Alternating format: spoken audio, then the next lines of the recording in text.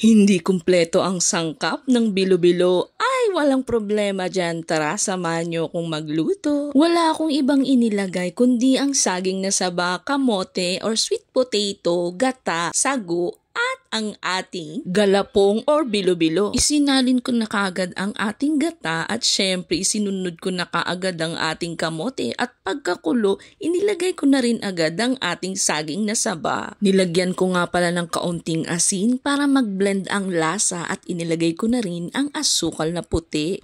Naaamoy ko na ang bango at inilagay na natin ang galapong. Mas masarap daw sana kung meron siyang mais or langka pero sa amin okay na to. Kaya kahit hindi kumpleto ang sangkap, basta may pang merienda ay okay na.